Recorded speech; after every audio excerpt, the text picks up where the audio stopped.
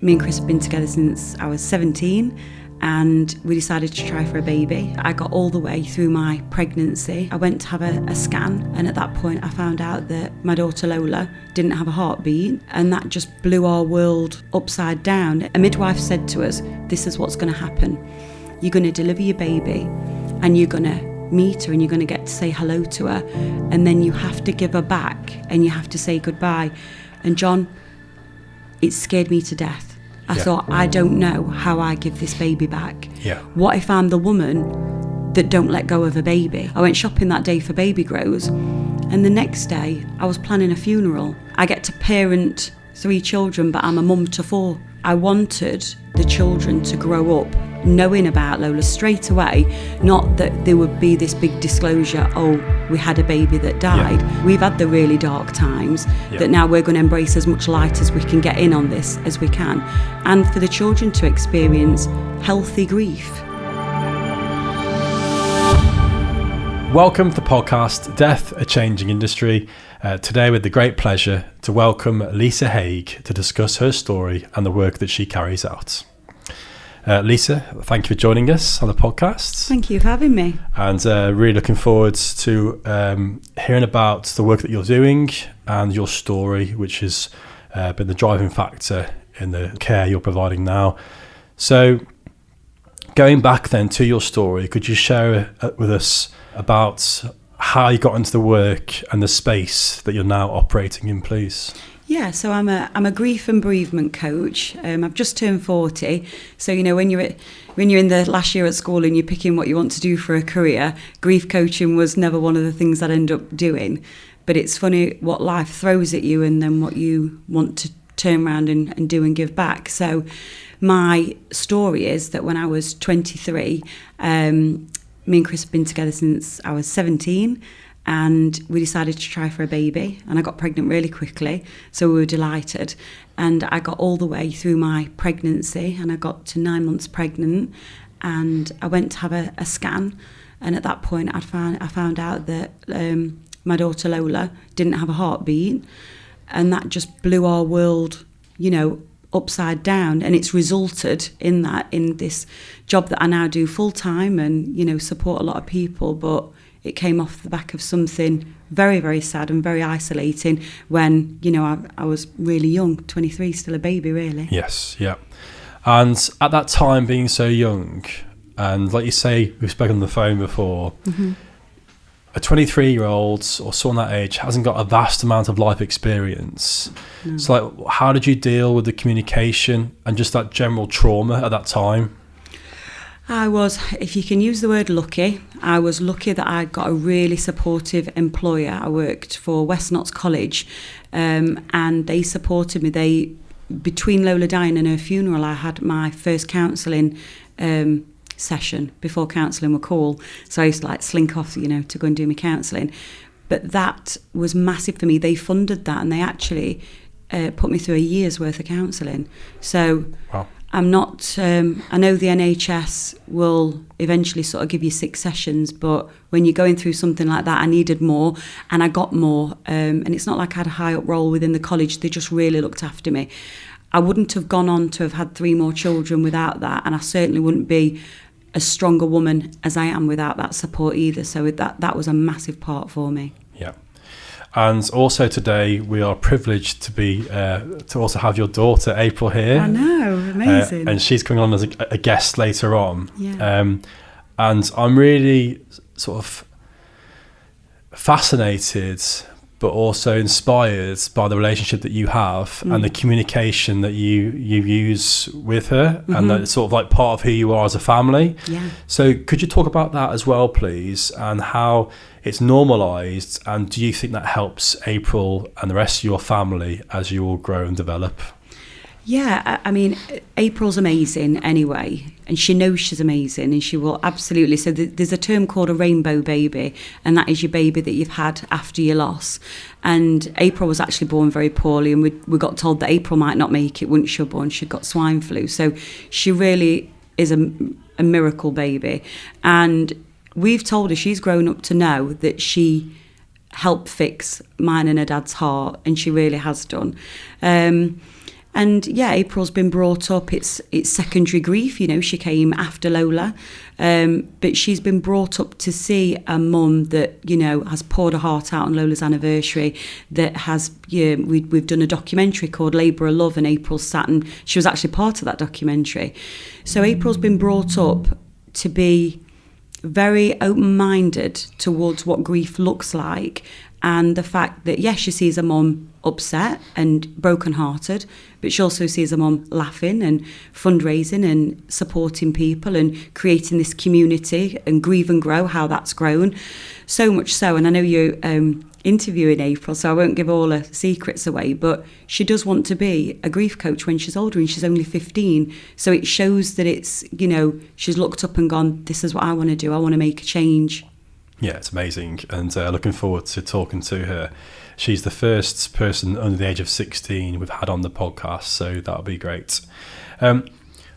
Communication then, and support you've touched on, and actually how you were fortunate, how your employer looked after you, genuinely supported you and even paid for that care. Yeah. You've spoken about sort of men's mental health as well, and how we grieve differently, and the pressure that you experience as well, being in that sort of having a spotlight on you, being like a well-known family. How did your husband deal with that as well, with his grief? And do you think things are different for men as they are for women? I think they're very different. When people come into my office, very often it will be, I'm broken. The mum will, the female will say, I'm broken and I'm really, really struggling, yet my husband is able to go off and watch a boxing match or go and watch the football game, not realising that we all get our therapy, we all get our respite from his grief in different ways. Me and Chris, to say we were so young, we were very good at that. So Chris, at the time that Lola died, played for Nottingham Forest. And I delivered Lola in Nottingham Hospital. And Chris actually played a game of football between a dying and a funeral. And I remember people kind of judging that a bit to me and saying, oh, Chris is going to be playing football. And it was the night before a funeral. And I said, yeah, he is. And they were like, well, are you all right with that? Is he all right with that? And I said, he wants to get back. You do find that men kind of do want to get back to a bit more of a normality, get back. Chris wanted to get back in the dressing room, you know. But what I did find is home was his safe haven to be able to open up. Yeah. But also, you know, we've got this thing of a man being a man.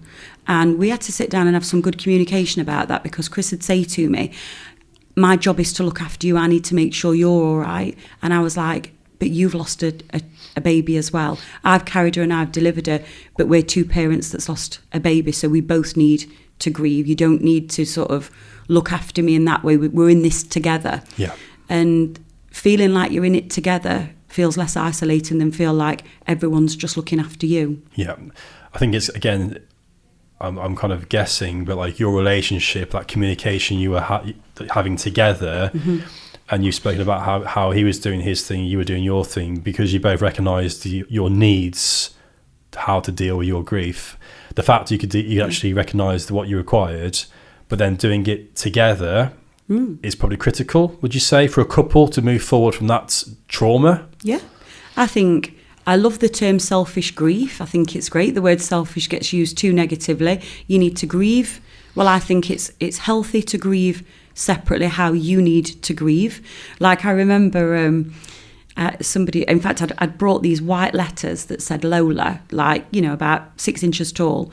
And I remember people was coming over to the house to see us after we'd lost Lola, and I'd put these letters up, and Chris were like, you need to take them letters down, Lisa. And I said, no, I don't. And he's like, you're going to make people feel ever so awkward, you know, with what's just happened. And we sat there and I said, Lola's name's not going to be a swear word in this house. Those letters are going up. If that makes people feel awkward, they want to just go through what I've been through. Yeah. And then he were like, right, okay, I see your point. Yeah. So he grieved his way, got back on that football pitch, did what he needed to do, sat and talked to me. I grieved my way, which was walking. I turned into Forrest Gump. I'd got my wellies on in the morning. I were walking all day long just to, you know, get some clarity where I could. And then we grieved together. We did things together that was, you know, and I think one of our things we really got right was honouring Lola on her anniversary. So this is 17 years ago, and that's changed very much each year. I'm like, what's worked? What's not worked? What felt like I was just reliving that experience and that don't feel good? What's harming? What's healing? And I'd say only the last few years, I feel like we've really got a nice balance of what Lola's anniversary is. And I mean, I'm happy to share with you some of the things that we've done. And the reason why I like to ask you that question is because it's how we move forward with our grief. And I keep saying that, like, the death of a person doesn't define a relationship. Love and emotion carries on. Lola will always be your daughter. Absolutely. So it's and actually I had a guest on, Lucy Biggs, and she speaks about her living children and her child which died. Yeah. So if you're comfortable discussing that would be really useful to show people that time doesn't matter, that actually still somebody is part of our life. Oh yeah, absolutely. I mean, April will say, I'm your first born alive daughter, and I think, well, that's a long title, but yeah. And yeah, I get to parent 3 children, but I'm a mum to 4. Yeah. To 4 children as well. So I think, as soon as Lola died, I didn't turn into a grief coach, and I'd not done loads of work on myself before that. So some days, a bottle of wine would be cracked open on Lola's anniversary, and I found that a way of trying to get through it. What I realised is it numbs the pain a little bit, but it's still there waiting for you. So, I didn't do that too many times before I realised that's not the healthiest way of getting through that. It was only 18 months after Lola had died that, we were having April. So my years of my children's birth are Lola 2008, and then April, William and Jack's 2010, 11 and 12. So I very quickly was flung back into being pregnant and being a mum.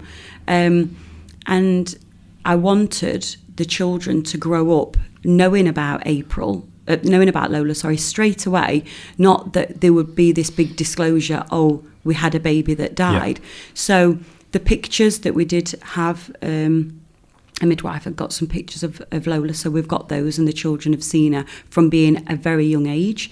And she's quite bruised on them pictures, so I wanted them to grow up seeing these photographs. And the anniversary thing started very small at that time, like 15 years ago. The kids liked Kinder eggs. So as they were getting old enough, so more like 10 years ago, they'd have a Kinder egg on Lola's anniversary morning. And then these smash cakes came out. So it's a cake with like a dome on top, and the kids all get a spoon and they'd smash the top of it, and we'd symbolise a sort of our anniversary, a birthday in that way. And then as the kids get quicker, they get older, they get smarter. And then they're like, I'd say, what do you want, kids, for Lola's anniversary? Now we're getting up to a point of mobile phones and some good stuff that they'll ask for, because they know they get a gift. Yeah. What I would spend on Lola, and I spend on April, William and Jack's. But there was a changing point, and it's quite an embarrassing story, but I'll tell it you anyway. But year 1, 2 and 3, everybody's there. The daffodils, which is Lola's funeral flowers, come in thick and fast, and cards are there, and everyone wants to be around you to support you. And there'll be a lot of people listening to this podcast that know what's coming next, but that support system goes, people forget, especially a baby that they never got to meet, it's not somebody's 60-year-old dad that's passed away, that impacted everybody's life. Yeah, the relationship, isn't it? Yeah. So as time went on, the cards stopped and flowers and things stopped, and we live behind some gates. And I remember Chris saying, it would have been on year 14 as our anniversary came up, and he said, do you want to go out for a walk? And John, I thought, I don't want to go for a walk, because if somebody comes to bring me some flowers for Lola's anniversary, I want to be here to get these flowers, because they'll not be able to get through the gate. And I'm really low maintenance. I'm not bothered about flowers and gifts and things, but I want people to acknowledge Lola's anniversary. Yeah. And anyway, we went for this walk, and I stuck a plant pot over the sensor so that these flowers or cards that I might get, and nothing came. All day long, nobody sent anything. My 3 best friends, Kelly, Nat and Tilly, who have been my best friends since being 12 years old, always get me something with a daffodil on. But this extended network of family and friends, nothing came.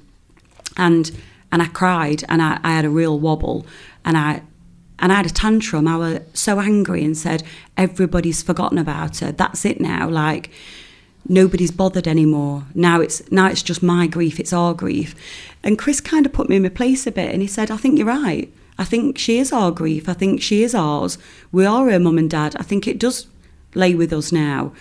And I remember thinking, I'm sat here waiting, looking at the clock, and people know this feeling of when somebody's died. You relive that anniversary by looking at the clock sometimes. You're like, oh, it's 10 o'clock at this time I was down at the hospital, or at 1 o'clock I was back at home, at this time I'd gone into labour, at this time I'd got this news. And it was torture. I was reliving. It was unnecessary suffering. And when that happened, I thought, I'm rethinking this. You know, I was a grief coach at this point, and I thought, I need to change it up. And I did some selfish grief. I sat with Chris, and Chris is a big rule follower, and I'm a bit wilder than that. So Chris doesn't like to take our children out of school for anything, for any reason. You know, we're quite strict parents. And I said, next year, I'm taking the kids away. I want you to come with us, but if that doesn't sit right for you, that's fine. He soon loosened his school value, and he said, no, we will go. If you feel it'll be better for you, we'll all go. And we surprised the kids on Lola's 16th anniversary, and they woke up thinking they were going to school, and I'd already prepped school. And we went to Paris. We went to Disneyland Paris, and I got them all a balloon. Well, I got a balloon with a 16 on. We let the balloon go, and we went away. And for Lola's anniversary, I've got this amazing picture of all three kids looking up at the Eiffel Tower as it starts to sparkle. And I had a tear in my eye. I was grieving, but I thought, this is grief as well.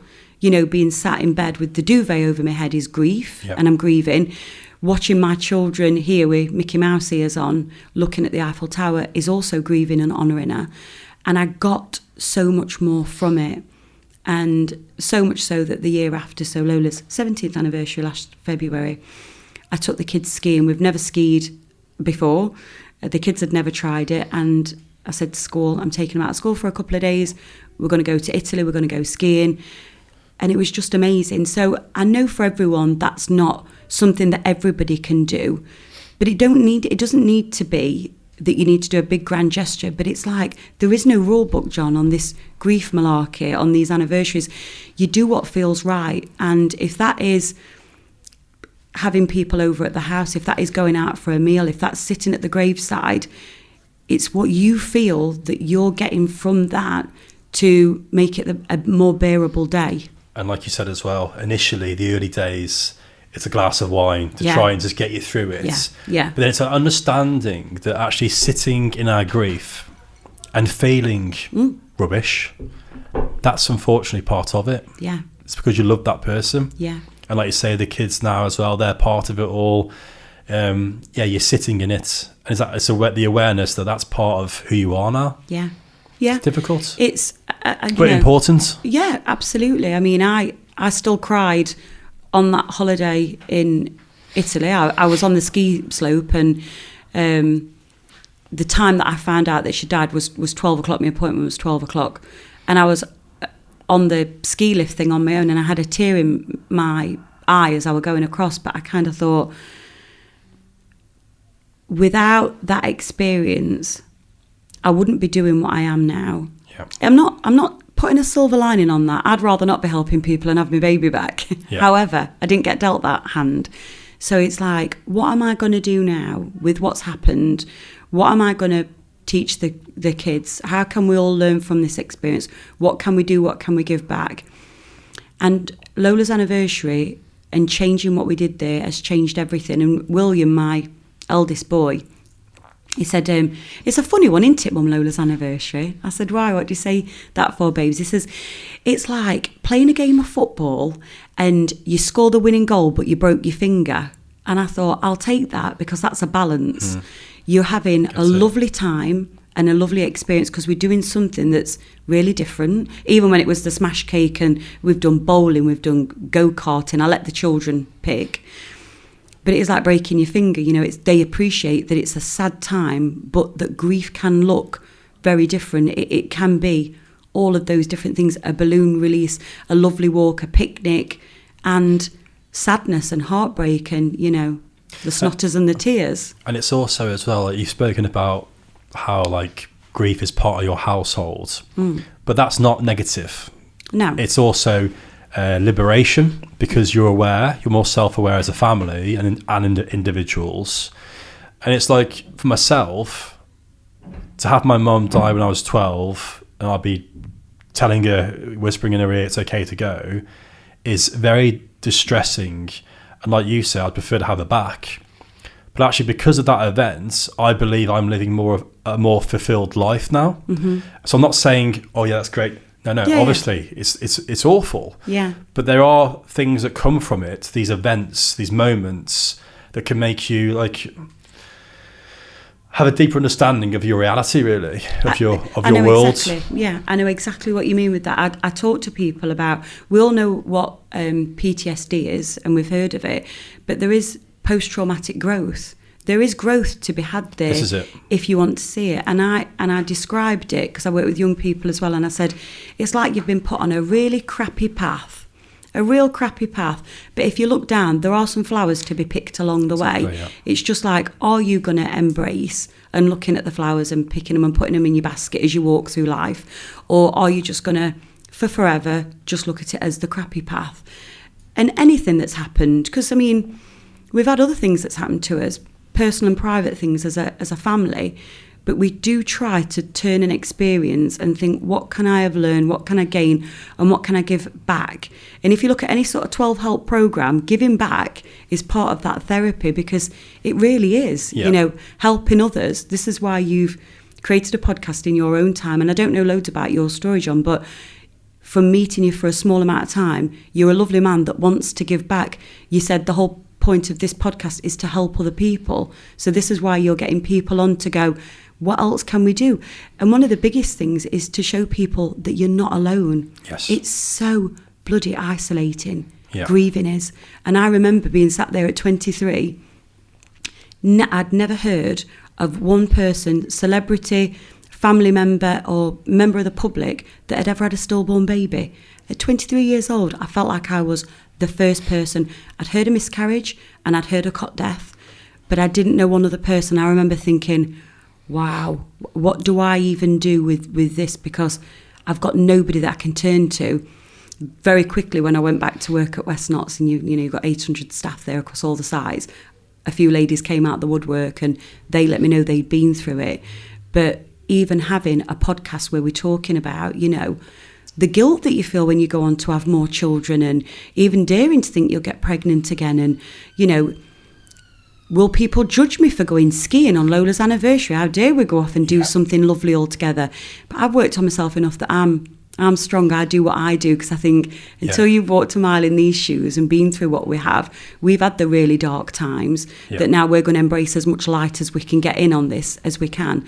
And for the children to experience healthy grief. Yeah. And it'll be interesting when you speak to April, because she's got such a positive outlook on life and of death as well, and of grief. It's about knowing who you are. That's a big part of it.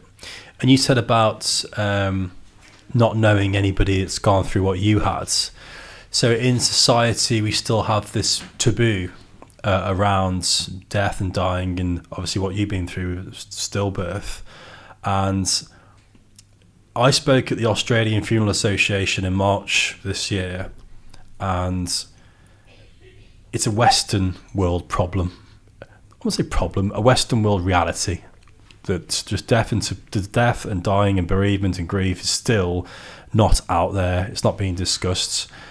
Again, with your experience, why do you think this is the case? And how do we tackle that? I totally agree with what you're saying, and I think I don't know how, when every person we know and every person that's ever lived has died or is going to die, that we're not talking about it openly. And I think that communication starts at home. It does start at home. It's what, we try and shield our children and people around us from grief, young ones especially that we love. We try and shield them from that grief, but really them getting to see grief and what it actually looks like is a massive part of that. Growing up, April's just done a work experience in Scotland, and I actually had some clients that came and met me because it was my 40th birthday. They came to bring me a card, and April was there, and everybody commented on how well April spoke. And it dawned on me, it made me start working with children more so and putting these sound baths and things in place that I did, because I thought, she does speak so well about it because it's the norm. Yeah. It's the absolute normal for her. And what made me very proud is there's a room full of people. A lot of them, it's a lovely charity called Brightest Star, and there was it's child loss, but we class a child, even if you lose your child and they're 35, they're still your child. So there's this mixed group of people there, and April would walk up to them and say, oh, are you one of my mum's clients? And they'd say, yeah, I'm one of your mum's clients. Oh, who is it that you lost?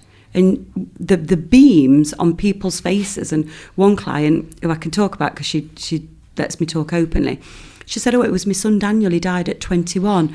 And April's like, I'd love to hear about him. Wow. And I'm thinking, adults don't do that. Adults don't provoke. They think that they're going to drag something to the surface.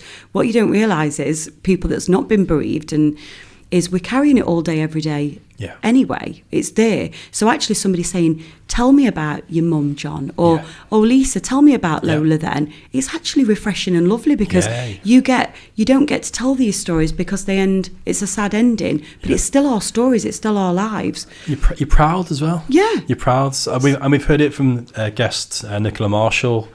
Her son died tragically from a balcony fall. I listened to the podcast. Oh, you did that? Amazing lady. Amazing lady. But like, she spoke about how some children came to speak to her, and they said, oh, we feel like we know Lucas. Yeah. We know his story, and he was a handsome lad, wasn't he? And she's like, yeah, he's a handsome. And it's like, when do we lose that in sort of our adult life, where we kind of go, oh, let's not discuss that? Why does that shift? Where does the shift happen?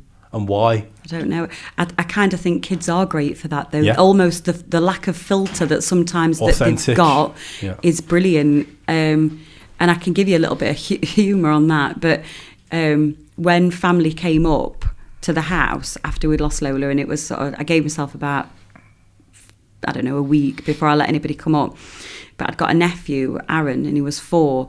And all they kept saying to him in the car on the way up is, do not mention that Auntie Lisa's baby's died. Do not mention it. Telling a 4-year-old not to mention something. One thing is going to happen. So what is he going to do? So everyone walks in and we're talking about the weather. And it was irritating me, to be fair. I'm thinking, why is nobody talking about that? You've all come to see me for this reason. And address the elephant in the room. You know, they've bought the wooden angel and the pack of biscuits and all the business. And then Aaron walked in and he went, Auntie Lisa, are you sad your baby's died? And I thought, good, everyone's like, awkward. And I said, I am, darling, yeah, I'm really sad. And he said, well, I've got 3 fish, and they'd already got names, but he says, I'm going to call one Auntie Lisa, one Uncle Christian, and one baby Lola, and then you've got your family back. And everyone is like, oh, awkward. And I said, that is such a beautiful idea, Aaron. I said, that's lovely. And then I kind of looked around and thought, well, there's the icebreaker. If anyone wants it now, ask me how I am. You know, I've just been through guys, the example. Yeah, here we are. Yeah, fantastic. But he went, I'm not supposed to ask you about that, though. And I thought, great. And, you know, April went up into that room of people, and there were, and, you know, it bothers me to say this, John, there were 3 men who are my clients' partners, and they don't come to my support group. And that gets me, because I like to, you know, get my hands on everybody. And the 3 guys came up to me at the end and they said, we're coming to your support group when you're next in Glasgow. And I was like, oh my God, that's amazing.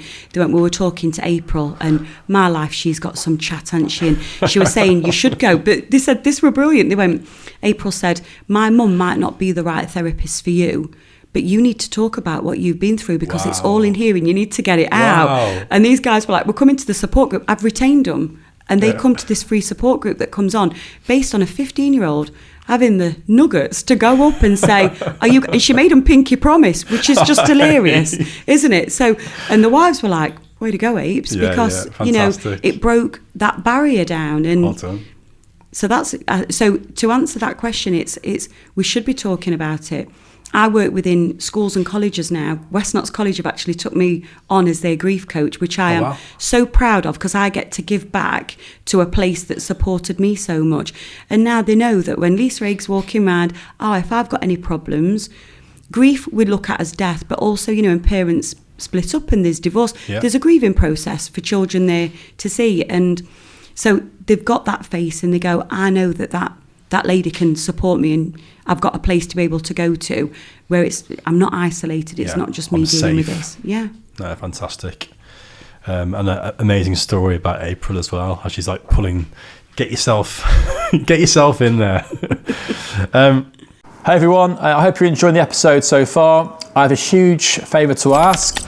Please click the thumbs up on the video and subscribe to our YouTube channel.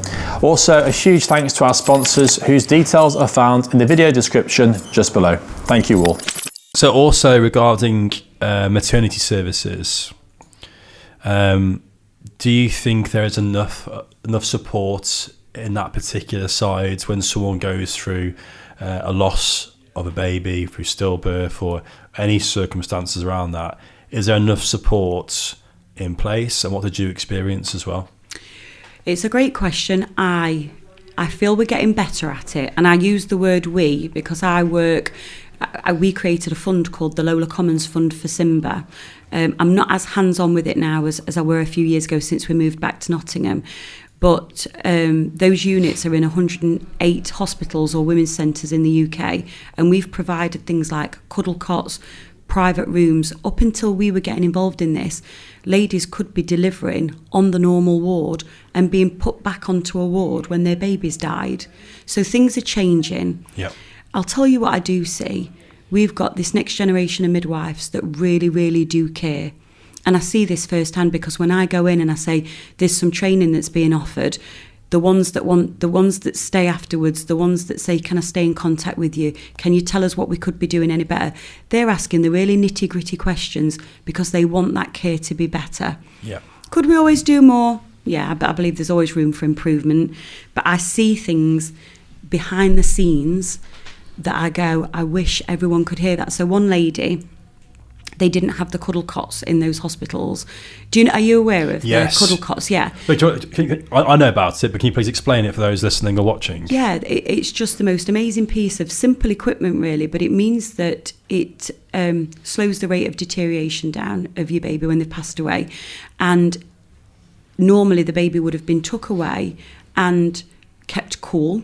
I'm trying to be really careful with my terminology because, it is sad. Hard. It is very sad. But then brought back and you get to spend time with your baby and have these precious memories together and moments and photographs. Well, these cuddle cots now, looks like a Moses basket, which is beautiful anyway. And then it's got a cooling mat underneath and it slows that deterioration down. So your baby gets to stay in the room with you at all times. It's less clinical than previous historic methods. Yeah. And like even the term cuddle cot, I mean, as they were brought out, they were called cold cots. And I think a cuddle cot is just a lovely way. That's what we want. We're still parenting. We're still mothering our babies that's died, as we would do if they were alive. We're still wrapping them up and doing. I didn't personally, and I would like to touch on that with you because it was a different experience for me. But yeah, so we're working hard in maternity. It wasn't the experience that I got. I left with a leaflet and a very caring midwife, I will say, who actually delivered April. I went back to the same hospital and she delivered her. We go into hospitals and we change that room round. We've kicked out many a consultant who have willingly said, you can have my private room and you can get in there. And we've changed that over and we've provided a sofa bed so that dad can be there as well, because this is a family experience, places where siblings can come in and be part of that whole experience of saying goodbye to baby as well. Do I think we could be doing more? Always. But I do see a lot of positive changes. I see a lot of really good attitudes. I remember going into a hospital in Glasgow and the midwife, she had no reason to try and impress me. She was just being her. And she said, when I take the baby and I go and take them into our room where we put them back into the cooling system, I always sing to them while I'm wrapping them back up to go in. And she did that every time. And I thought, just being them, I was there doing the training, but I was also there as a mum that had lost a baby. Yeah. And that's what you want from that midwife, from the pathologist, from the funeral director. Everyone that comes into contact with your baby, you want them to be treated as precious as what we would treat our own babies. And, our funeral director was very good. She was like, is there any needs that you need? And I'm like, yeah, I want, I had my list of things, and she followed that through. So the maternity thing, Yeah, I do hear sad stories. Yeah. And that's why I can't say, yeah, we're doing an absolute great job. But from my experience, I just see midwives that really, really care. And to do that job, you really do have to care. To do your job, you really have to care, because if not, there's a million other jobs we could be doing. Exactly. Yeah, exactly. And then you mentioned about your experience. Yeah. Are you comfortable to go through that? Yeah, I mean, it's sad. We're given such a cruel time to make the biggest decisions of our lives. So, you know, on the Thursday, I had my hospital bag in the boot of my car and a nursery up and all these beautiful clothes, and I went shopping that day for baby grows. And the next day, I was planning a funeral. And, you know, we got told that she'd died, and the hospital said, so what you do now is you go home. This was the Thursday that I found out. You go home now and you come back in on the Monday and you give birth to her. And I was like, right, okay. I would have said yes to anything.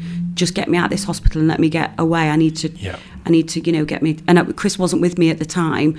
It was training, so I had to ring him, get him over, and then we went home. And as soon as I got home, I thought, I can't stay in this situation. I can't be carrying a baby that's died. I can't see anybody. I felt really embarrassed, which is a funny word to use, but that's what I felt. I felt embarrassed.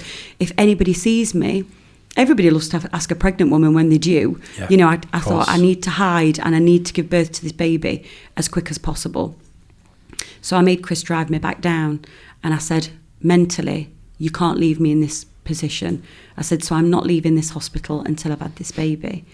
And then they said, right, well, we'll start you off, but this could be a long process. And I said, start me off and I'll go back home then. So I did go home, and I actually, the pessary that they give you, it should have been a lot longer, but the shock, I went into natural labour that night. So I did end up going back into hospital a few hours later. And, you know, 5 hours of labour, which I didn't even know you did. I presumed you had a caesarean if your baby's died, because you'd think, surely there's the magic way of doing this and making it less traumatic. Personally, I'm glad I did deliver normally now. But I gave birth to her, but me and Chris decided, well, a midwife said to us, this is what's going to happen. You're going to deliver your baby, and you're going to meet her, and you're going to get to say hello to her, and then you have to give her back, and you have to say goodbye. And John, it scared me to death. I thought, I don't know how I give this baby back. Yeah. What if I'm the woman that don't let go of a baby? Yeah. What does somebody come in and have to remove this baby from me? And I spoke to Chris about it, and he felt the same. We were like, I can't do it. I can't. And also, what does a baby look like that's died? We've never seen a baby that's died. Like, can I just sort of, like, I've been through, you know, my wife's had three children.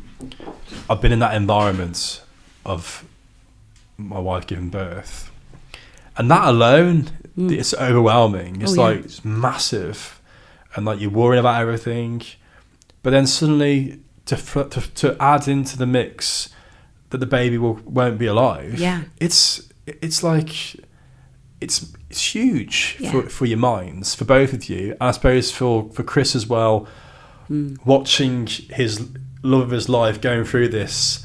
That protection which he wants to instill, and it's out of his hands as well. Yeah, he's literally got to watch that unfold. I'd rather be me in that story. I'd rather be me going through it. Some control. Yeah, than Chris having to watch what was happening. But we made this decision, mutual decision, that we said we don't want to see her. We didn't realise. I took it very literal when she said, you'll have to give her back. I thought she meant, I get 10 minutes and I have to give her back. And I thought, this sounds really funny, but I thought, I don't see the point. Yeah. I think this is going to be more traumatic to hold her and to give her back. And I was scared, very scared. So I gave birth on my side. Me and Chris had got us foreheads pressed up against each other, and they took her away. Wrapped her up. As soon as she came out, wrapped her up and took her away. And I never saw her.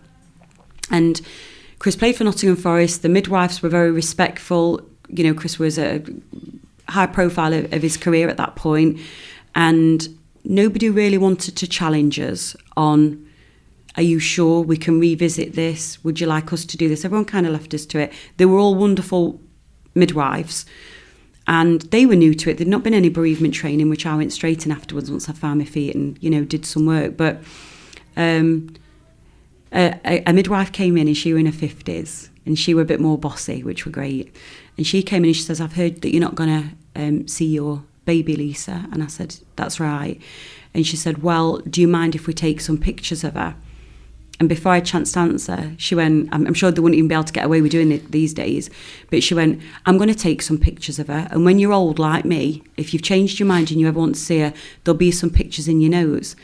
And I was really arsey. I went, I won't ever change my mind. I said, so do what you want. Now, I'm a really nice woman, really soft-natured, but I was thinking, get away, leave me alone and let me go home, and then my life will be normal. Raha, as if it was going to be. But she did. She took pictures. I like that. It's like old school. She was old school. She thought, I know that, you're going to probably regret this at some point, and I'm going to take these pictures regardless. And that's why I say it's a bit of a shame. Probably can't get away with doing it now. But she did. It didn't take me to being 50. It took me about 5 days after she'd been cremated. Wow. And I woke up one morning and thought, oh my God, what have I done? Because I couldn't do it at that time, John. It was just too hard to do and to see even a picture. And then after that, I pretty much think I'd still got a pyjama top on. And I went down to the hospital, I rang them, stuck my bottoms on, put a coat over my pyjama top and said, I'm coming to collect these photographs. And I realised I'd made what would turn out to be the biggest mistake of my life. And I had to do some work on that. I felt guilty. One of the first things that went through my head afterwards is, what kind of a mum cannot see their own baby? She didn't get a cuddle from me. Oh my God, this is the worst thing ever. And counselling handled that well. I handled that well, because then you realise, hang on a minute, what I did at the time was what I could handle. I got given a cruel amount of time and I did as much as I could do. And you know what? Not long after me, Amanda Holden lost a baby boy, and she held that baby boy, but she couldn't go to his funeral. And I took comfort in that. I thought, she couldn't do the whole thing either. Like, I went to my baby's funeral and she did that bit because she said I couldn't do it. And I remember it bringing me this happiness, which sounds funny because I weren't happy she couldn't go, but I thought, maybe I'm not the world's worst mum. Validation, isn't it? It's that, maybe that is okay that we all didn't do exactly. Because now, if I could go back in time, knowing what I know now, I'd have done everything and more. I'd have had these bereavement photographs. I'd do it. Because I've got 17 years under my belt and I've processed it all. So yes, I could do it now. But at that point, I did what I could at the time to get me through. And I'm okay with that. I let Lisa off the hook for that a long, long time ago. Within the first 6 months. And this is why I'm a big believer in going to therapy when you're ready to go, not when somebody says it's got to be at least 12 months. Because I'd have tortured myself for as long as, however long. But when I went to them therapy sessions, she was wonderful, and she challenged me at every twist and turn on that guilt, and I let that guilt go like a black cloud. I blew it away. It didn't serve me. It weren't doing anything. And I thought, I'm not a bad mum. I did what I could have done at the time. And you let that go. And that is life-changing. Absolutely life-changing. So, no, thank you for sharing that. And as I say, I think it's important. You're making decisions, big decisions in the heat of the moment, and you can't beat yourself up the rest of your life about that. So my final question to you then, if there is a parent now listening to this who's going through what you have gone through, and they are asking themselves these questions, like you say, you're beating yourself up with certain things, from your heart to theirs, what advice would you give them? I would say, be kind to yourself. You don't have to act how you think people assume you should act.